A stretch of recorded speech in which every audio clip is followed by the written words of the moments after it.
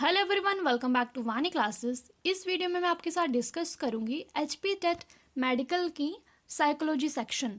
ये एग्ज़ाम कल ही कंडक्ट हुआ है, यानी कि 21 नवंबर 2021 को। इससे पहले मैं इस पेपर की सभी सेक्शंस आपके साथ शेयर कर चुकी हूं। अगर आपने वो वीडियोस नहीं देखी है तो आप उनको चैनल की प्लेलिस्ट में जाकर देख सकते हो, या फिर मैं उसका लिंक आपको डिस्क्रिप्शन में प्रोवाइड कर दूंगी, आप वहाँ से भी चेकआउट कर सकते हो। सो क्वेश्चन नंबर फर्स्ट देखते हैं। Features assigned due to social roles and not due to biological environment are called।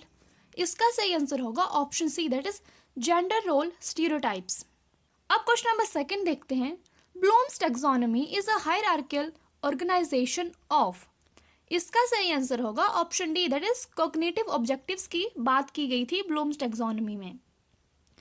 अब क्वेश्चन नंबर थर्ड देख लेते हैं। Following are some techniques to manage anxiety due to an approaching examination except. तो इसका सही answer होगा option B, that is thinking too much about the result, यानी कि हमें रिजल्ट के बारे में ज़्यादा नहीं सोचना है। Now question number four.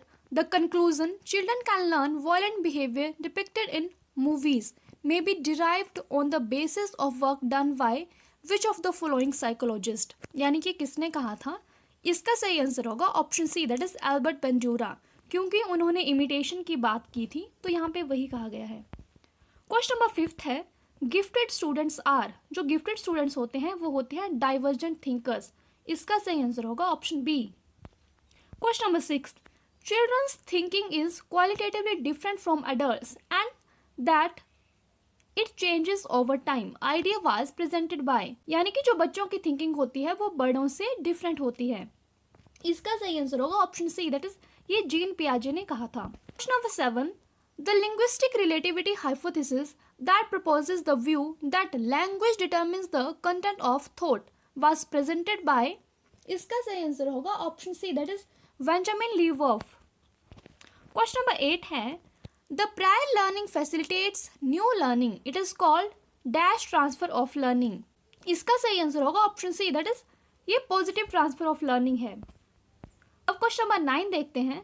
What is that type of learning in which a new behaviour is learned but not demonstrated till reinforcement is provided for displaying it. तो इसका सही आंसर होगा option A, that is insight learning. Question number 10 है। What are secondary reinforcer. जो secondary रीइंफोर्सर होते हैं वो होते हैं मनी एंड एप्रिसिएशन। तो सही आंसर होगा ऑप्शन बी। क्वेश्चन नंबर 11 है।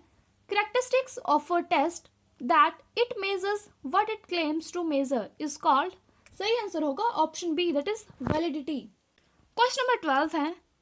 Who proposed that mind is a joint cultural construction and emerges as a result of interaction between children and adult। तो ये कहा था वाइगोत्स्की ने, क्योंकि उन्होंने सोशल कल्चरल थ्योरी दी थी, तो ये वहीं से क्वेश्चन आया है।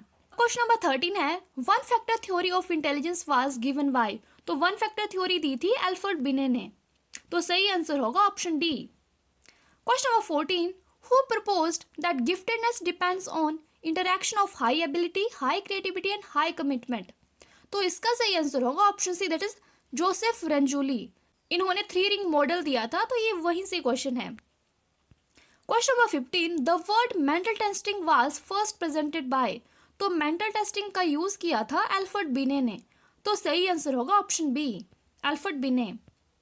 Question number 16। According to John Dewey, school is a dash institution and education is a dash process. तो सही आंसर होगा option A, that is school is a social institution and education is a social process. Now question number 17। Individual learn from his own mistakes. This statement is based on which of learning theory. तो अपनी गलतियों से व्यक्ति सीखता है। इसका सही answer होगा option C, that is trial and error theory. सही आंसर है option C. Question number 18। Which of the parenting style makes children socially responsive, able to control aggression, self confident and able to take independent decisions. तो इसका सही answer होगा option A, that is authoritative reciprocal. Question number 19 है। In Piaget's stages of cognitive development, conservation is achieved during। तो इसका सही answer होगा option C, that is concrete operational stage में। Question number 20।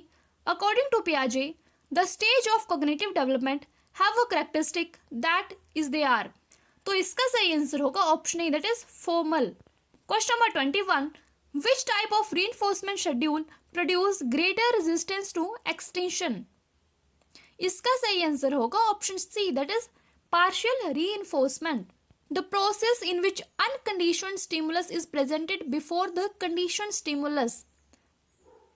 इसको क्या कहा जाता है? इसको कहा जाता है बैकवर्ड कंडीशनिंग. तो सही आंसर होगा option D. Question number 23, logical thinking by adolescents that why something is happening the way it is and systematically seek solutions is called. तो मुझे इसका सही आंसर लग रहा है ऑप्शन सी, डाइवर्जेंट थिंकिंग. अगर आपको कोई और इसका आंसर लग रहा है तो आप कमेंट कर सकते हो. तो क्वेश्चन नंबर 24 है, just as children pass through the various stages of cognitive development they pass through the various stages of moral development was proposed by. तो मोरल डेवलपमेंट की थ्योरी दी थी कोहलबर्ग ने. तो इसका सही आंसर हो जाएगा option A, that is Lawrence Kohlberg. Question number 25 है, cephalocaudal physical development refers to, यानी कि सिफेलोकोडल डेवलपमेंट क्या होती है. तो इसका सही आंसर होगा option D, that is children gain control over the upper part of the body before the lower part. क्योंकि जो सिफेलोकोडल डेवलपमेंट है वो हेड टू टो चलती है. तो इसका सही आंसर होगा ऑप्शन डी. क्वेश्चन नंबर 26 है, what is the main reason for individual differences in intelligence. तो सही आंसर होगा ऑप्शन सी, क्योंकि जो हेरिडिटरी और इन्वायरमेंट है वो मेन रीजन होते हैं इंडिविजुअल डिफरेंसेस के. तो सही आंसर होगा option C. Question number 27, salivation in response to sound of bell is called. क्योंकि जो बेल थी वो कंडीशन स्टिमुलस थी और जो सलाइवा था वो कंडीशन रिस्पॉन्स था. तो इसका सही आंसर होगा option C, that is condition response. Now question number 28, positive reinforcement increases the chance of. यानी कि पॉजिटिव रीइंफोर्समेंट है वो किसके चांस को बढ़ाती है. तो सही आंसर होगा डिजायरेबल रिस्पॉन्स का, दैट इज बी.